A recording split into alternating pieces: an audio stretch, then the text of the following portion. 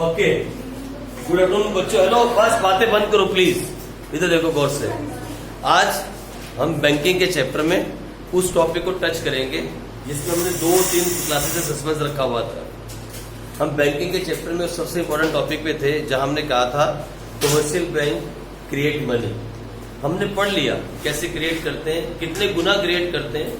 It is 1/LRR formula हमने पढ़ा था ना। कितने टाइम्स कमर्शियल बैंक पैसे को क्रिएट करते हैं वो फॉर्मूला हमने अच्छे से पढ़ा था, और कुछ क्वेश्चंस भी हमने किए थे। मैंने कहा था आपसे प्लीज घर जाके इस चीज की प्रैक्टिस करो। राइट, तो चैप्टर चल रहा है हमारा बैंकिंग, और बैंकिंग के चैप्टर में आज हम लाइव एग्जांपल करेंगे और देखेंगे कि सही मायने में जो हमने कहा, जो हमने करके देखा उस दिन 5 टाइम्स आ रहा था, कभी कुछ टाइम्स आ रहा था, क्या वो सही मायने में होता है। और उसके लिए हमें कैलकुलेशंस करनी पड़ेगी और हमें रेडी रहना पड़ेगा। एक लाइव एग्जांपल को लेते हैं, हम कुछ एग्जांपल लेके स्टार्ट करेंगे, एक टेबल बनाएंगे और देखेंगे कि जो हम बात कर रहे थे क्या वो सच्ची में सच है या नहीं। लेकिन उस पर जाने से पहले जैसे जैसे हम टेबल बनाते जाएंगे, आप क्या करोगे, एक पेज पे टेबल बना लो, जिनके पास ऐसी नोटबुक है या रजिस्टर है। एक पेज पे आप एग्जाम्पल पे बनाओ टेबल, और एक पेज पे आप उसकी थ्योरी साथ के साथ लिखते जाओ। मतलब जो आप कर रहे हो वो आप लिखते भी जाओ स्टेप के अंदर, ठीक है, ताकि बात बिल्कुल क्लियर हो जाए। तो अपनी बुक को, नोटबुक को आप 2 हिस्सों में बांट लो। यहां आप बनाओ लाइव एग्जाम्पल, और यहां उसकी एक्सप्लेनेशन, यहां उसको एक्सप्लेन करो, ठीक है, मतलब उसकी थ्योरी। आज आप स्टार्ट करते हैं, आओ स्टार्ट करें और देखें गाय मेरा इतना तामझाम। लो जी, आ जाओ फटाफट से। ओके, लिखो फटाफट। लेट अस एक्सप्लेन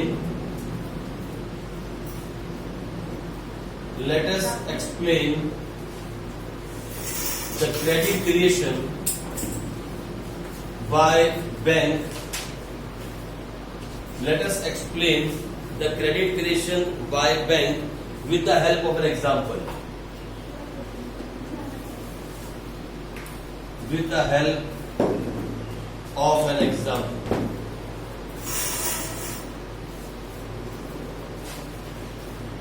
हम इस तरफ पे एग्जाम्पल बनाएंगे, एक टेबल बनाएंगे और इस तरफ उसकी थ्योरी लिखेंगे, ठीक है। सबसे पहला पॉइंट थ्योरी में लिखते हैं। चलो आज हम जल्दी करें। फर्स्ट पॉइंट लिखो, suppose a bank receive 1000 crore as initial deposit.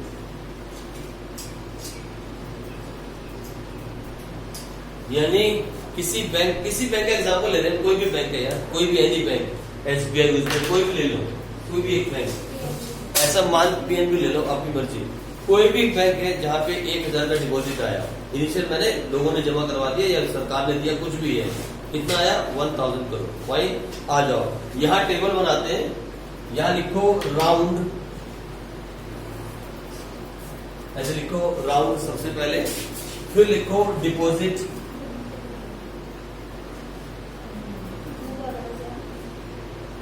है 4 कॉलम। फिर आ जाओ, उसके बाद लिखो LRR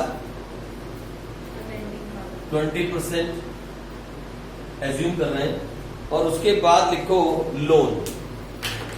क्या ये सारे के सारे पेन खत्म है। उसके बाद लिखो लोन, बस 4 ही कॉलम है।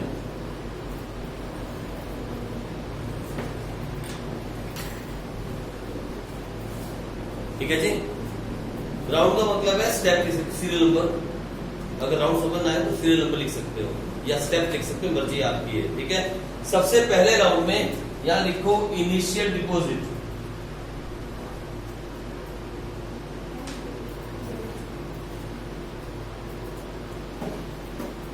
ये करोड़ में, ठीक है, 1000 करोड़।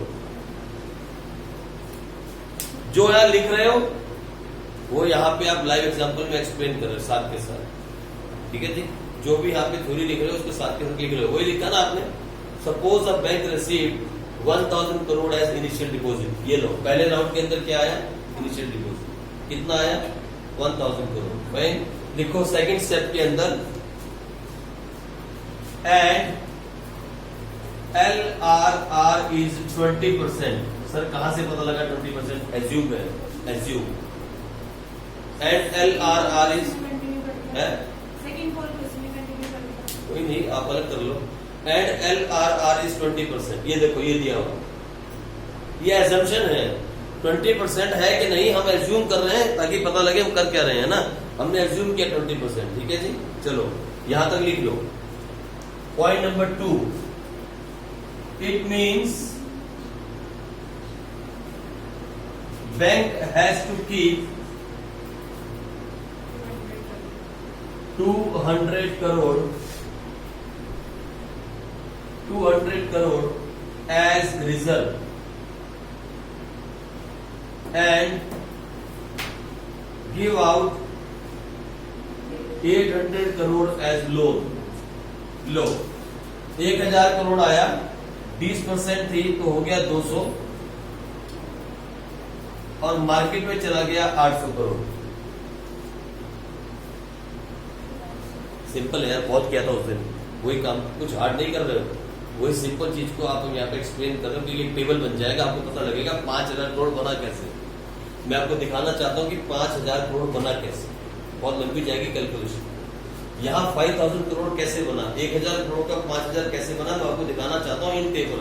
वो तो हमने थ्योरी में दिखा दिया 1000 इंटू 5 करके, अभी भी दिखा सकते हैं, लेकिन यहाँ दिखाना चाहता हूँ। ठीक है, उसके लिए हमें कैलकुलेटर से कैलकुलेशन करनी पड़ेगी। भाई ये हो गया पहला राउंड। आ जाओ राउंड नंबर 2, यस को दे दो राउंड नंबर 2, सेकेंड राउंड। वो फर्स्ट राउंड हो गया, ठीक है, अब आ गया round number 2, second round, second step. Second step के अंदर देखो इधर, अगेन ये जो 800 करोड़ था, 800 करोड़ था, it is again available. Bank has now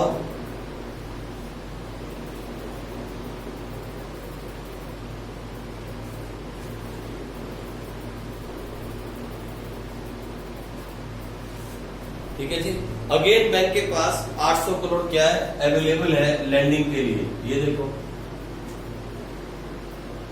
ये हो गया 800 करोड़ लैंडिंग के लिए। बैंक के पास कितना अवेलेबल है? 800 करोड़। लिखो step number 4,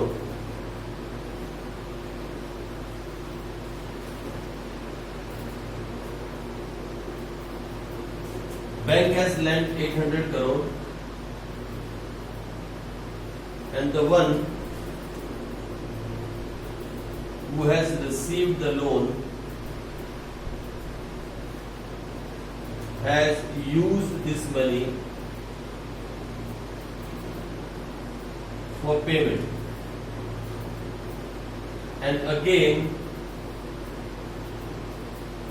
this amount has come in bank itself। Bank ने 800 करोड़ का लोन दिया, जिस किसी को भी लोन मिला उसने उस पैसे को यूज किया और दोबारा से पैसा कहां पे आ गया? बैंक के अंदर आ गया। आई बात समझ में? Bank has lent 800 crore and the one who has received the loan has used this money for payment and again this amount has come in bank itself. वापस पैसा बैंक में आ गया। ठीक है जी, ये लो, मैं आपको एरो से दिखाना चाहता था, ये आ गया, वापिस से पैसा कहां आ गया? बैंक के पास आ गया। अरे सुनो मेरी बात, कोई बड़ी बात थोड़ी समझाई। बैंक के पास 1000 करोड़ था, 200 करोड़ बैंक को रिजर्व रखना था, कितना लैंड करना था? 800 करोड़। बैंक ने 800 करोड़ का लोन दे दिया, मुझे लोन दिया। कैसे दिया? मेरा अकाउंट खोला, उसमें पैसे डाल दिए। मैंने चेक लिखा, नैन्सी को पेमेंट कर दी, ईशू को पेमेंट कर दी, गुरलीन को पेमेंट कर दी, दीदी को पेमेंट कर दी, हरमन को पेमेंटें कर दी। आप लोगों से मैंने क्या लिया? सामान लिया, किसी से मशीन ली, किसी से लैंड ली, बिजनेस स्टार्ट करने के लिए किया ना मैंने काम। मैंने फिर पैसा आपको पेमेंट कर दी, तो पैसा घूम के कहां चला गया? दोबारा बैंक के अंदर, क्योंकि सारी पेमेंटें बैंक के थ्रू हो रही हैं। कैश नहीं दिया किसी को, मैंने भी चेक दिया, तो पैसा घूम के कहाँ चला गया? बैंक के अंदर। हम एक बैंक की बात नहीं कर रहे हैं, बैंक के अंदर, बैंकिंग सिस्टम के अंदर पैसा वापस कहाँ आ गया? Banking system. Again repeat the process. Point number 5 में लिखो रिपीट द प्रोसेस। अब फिर बैंक को कितना रखना पड़ेगा? कितना? 160, 160।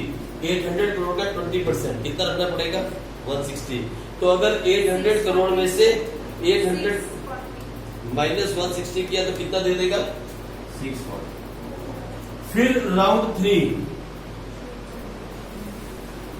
3 में फिर ये पैसा बैंक में आ गया, कितना? 640।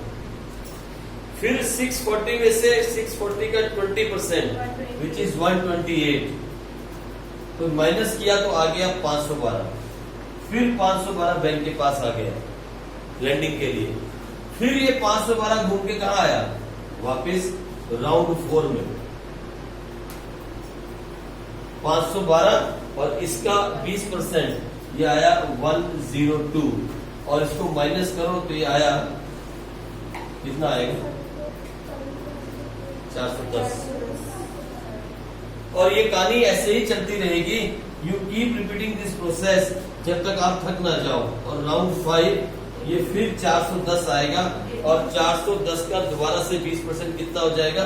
82, और फिर माइनस कर देना, फिर आ जाएगा 328। आप जब तक थकोगे नहीं, ये कहानी आपकी चलती रहेगी, तब तक चलेगी जब तक इसका टोटल 5000 नहीं बन जाता।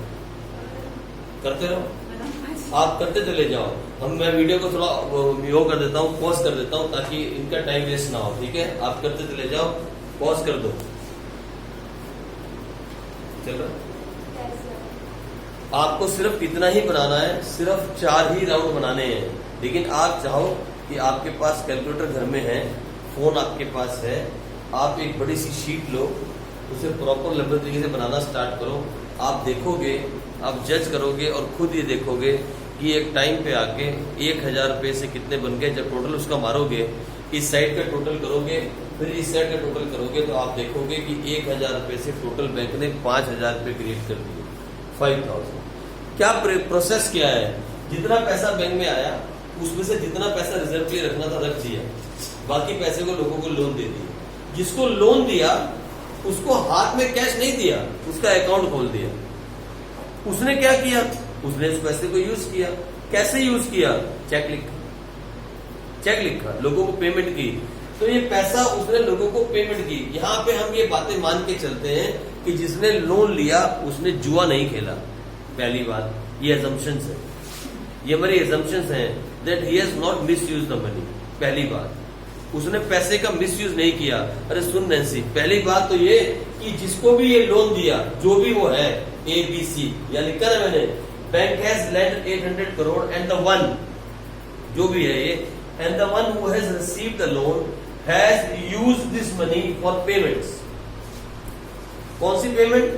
जो भी उसने खरीदा, उसने लैंड परचेज की, उसने मशीन परचेज की, उसने बिल्डिंग परचेज की, उसने रॉ मटेरियल परचेज किया, जो भी उसने किया बिजनेस के लिए। तो पहली assumption ये है that he has not misused this money। उसने इस पैसे से जुआ नहीं खेला, ये पहली assumption है। और दूसरी assumption, इस पूरे प्रोसेस की दूसरी assumption, सुनो मेरी बात, ये पेपर में आती है जो लिखवा रहा हूं मैं, जो बोल रहा हूं, लेकिन आप इसे नोट कर लेना। दूसरी assumption ये है that all the transactions are happening with the bank only। हम ऐसा मान के चलते हैं कि कहीं पे भी ब्लैक मार्केटिंग नहीं हो रही है। हम ऐसा मान के चलते हैं। ये प्रोसेस को पढ़ते हुए we have to keep 2 assumptions in mind। Number 1, he has not misused the money। इस पैसे का मिसयूज नहीं हुआ। और दूसरा ये जो पैसा है, ये 800 करोड़ से लेके पूरे 800 करोड़ तक की जो पेमेंट उसने की, वो उसने बैंक के थ्रू की। मतलब सारी ट्रांजैक्शंस जो हैं वो बैंकिंग सिस्टम के थ्रू हो रही हैं। कहीं पे कुछ ब्लैक मार्केटिंग या चोरी नहीं हो रही। कोई भी ऐसा पैसा नहीं है इस 800 करोड़ में से जो उसने दबा के सराने के नीचे रख दिया। इसमें से कुछ भी पैसे को उसने हाइड नहीं किया। ठीक है, ये 2 assumption को माइंड में रख के चलना। अब हुआ क्या? अब देखो कितनी छोटी सी बात है, ये 4 पॉइंट में सारी बात आ जाएगी और 5वां पॉइंट रिपीट द प्रोसेस, यही प्रोसेस चलता रहेगा। कैसे? Initial deposit bank has got is 1000, कितना आया? 1000। What was the LRR? आप कुछ भी एज्यूम कर सकते हो, you can even assume 10%, your choice. हमने एजम्पशन की है, एजम्पशन ये एज्यूम है 20%। तो 200 करोड़ बैंक ने क्या रख दिया? रिजर्व। इस 200 करोड़ में से कुछ चला गया होगा आरबीआई के पास और कुछ बैंक के पास, हम उस चक्कर में नहीं पड़ना चाहते, ठीक है? कितना रखा रिजर्व? 200 करोड़। तो मार्केट में लैंड कितना किया? उधार कितना दिया? 800 करोड़। किसको दिया? मान लो नैन्सी को दिया। नैन्सी तो सोच रही होगी 800 करोड़ मिल गया। 800 करोड़, 800 रुपए नहीं, 800 करोड़ की बात हो रही है। कितना मिल गया नैन्सी को? 800 करोड़। अब नैन्सी ने इस पैसे का क्या किया? ना तो नैन्सी ने इस पैसे को रखा अलमारी के अंदर और ना ही इस पैसे का जुआ खेला, दो काम नहीं किए। उसने इस पैसे से पेमेंट की, चेक लिख लिख के पेमेंट कर दी, धृति को पेमेंट करी, हरमन को पेमेंट करी, इसको पेमेंट करी, उसको सबको पेमेंट कर दी। सबको चेक लिखे तो चेक कहाँ जाएंगे दोबारा से? बैंक के अंदर। पैसा 800 का 800 करोड़ वापिस कहाँ आ गया? बैंक आ गया बैंक के अंदर। फिर वही सिस्टम, फिर बैंक ने उसके अंदर से कितना रखा?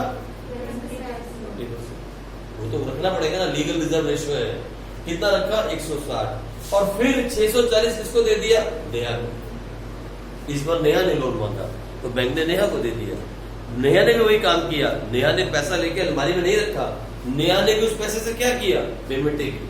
जिन लोगों से सामान परचेज किया उनको पेमेंटें कर दी, और नेहा ने जब पेमेंट की तो सारा का पैसा घूम के वापस कहाँ आ गया? बैंक।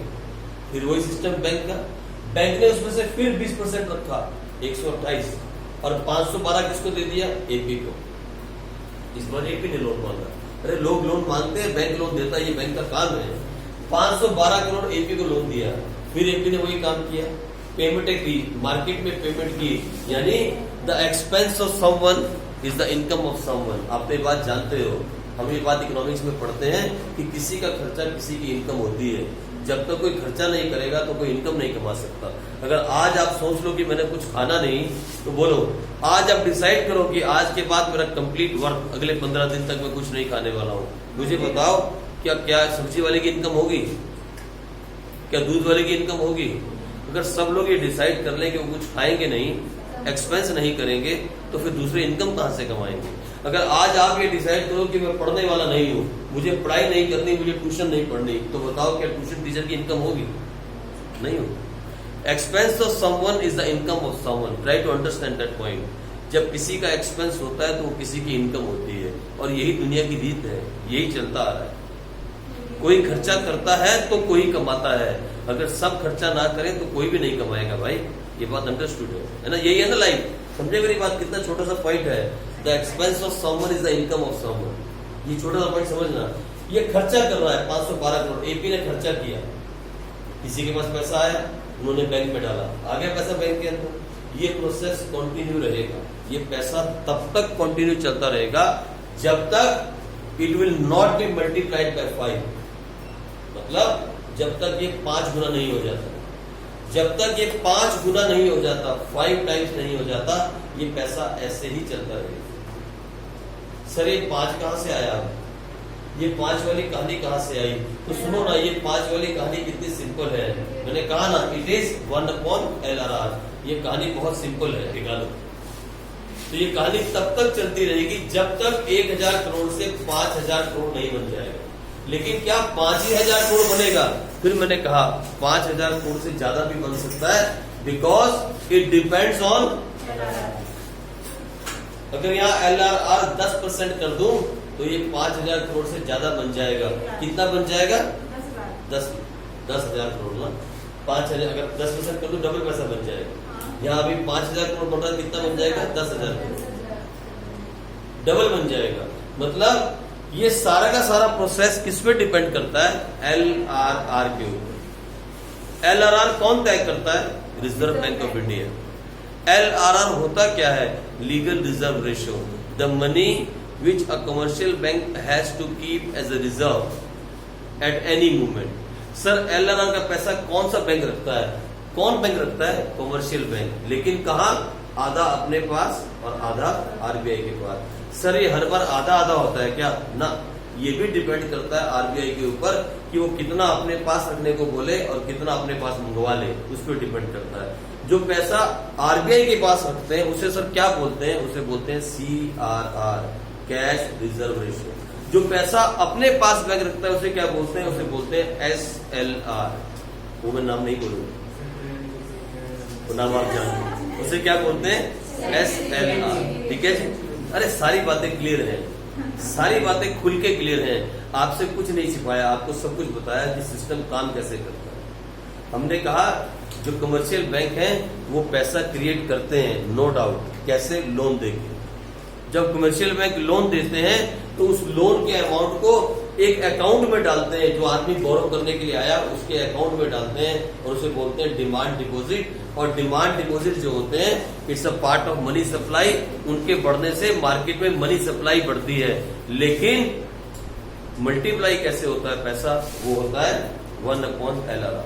ठीक है जी।